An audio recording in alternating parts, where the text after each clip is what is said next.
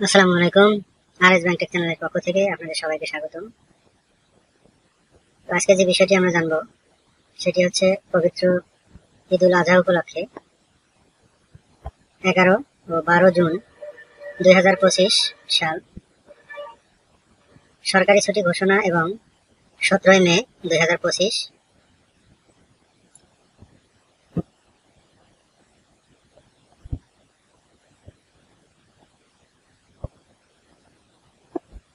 শনিবার ও 24 মে 2025 তারিখ শনিবার স্বাভাবিক কর্মদিবস অনুযায়ী সকাল 10 ঘটিকা হতে 6টা পর্যন্ত তফসিলি ব্যাংক খোলা থাকবে।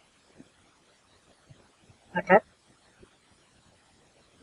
ব্যাংকিং কার্যক্রম চলবে 10টা থেকে আর অফিস খোলা থাকবে 6টা পর্যন্ত। তো তবে সমুদ্র, স্থল এবং বিমানবন্দর এলাকায় অবস্থিত যে ব্যাংক এবং শাখা, উপশাখা এবং বুথগুলো আছে এগুলো 7 দিনেই 24 ঘন্টা খোলা থাকবে।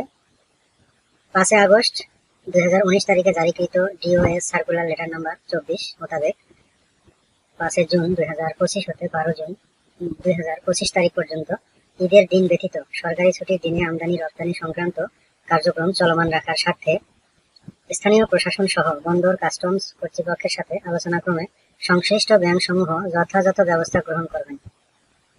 ব্যাংক কোম্পানি আইন 1991 এর 45 ধারার প্রদত্ত ক্ষমতা বলে এই নির্দেশনা জারি করেছেন সম্মানিত পরিচালক স্যার জনাব মোহাম্মদ বাইজিদ সরকার।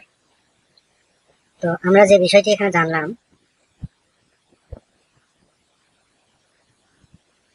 সেটি হচ্ছে যে আগামী 2 শনিবার অর্থাৎ 17 তারিখ এবং 24 তারিখে যে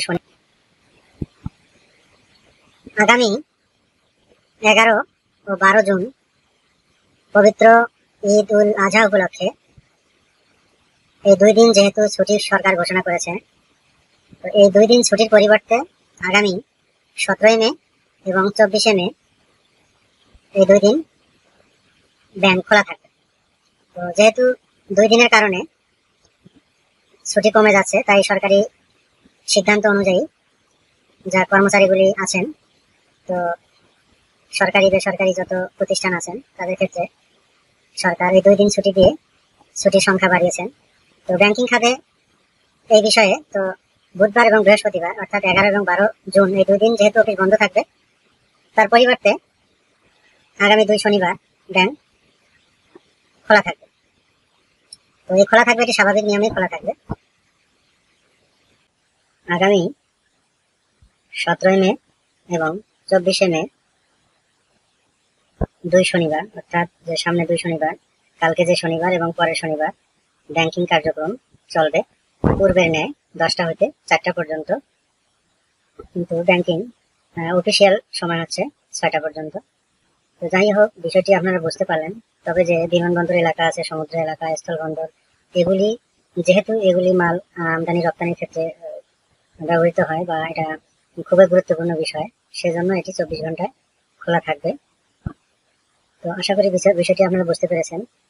যদি উপকার হয়ে থাকে তাহলে অবশ্যই লাইক, কমেন্ট, শেয়ার করবেন আর সাবস্ক্রাইব করতে ভুলবেন না। তবে দেখা হবে অন্য কোনো দিন অন্য কোনো বিষয় নিয়ে। আজকের মতো এখানে রাখছি। আসসালামু আলাইকুম।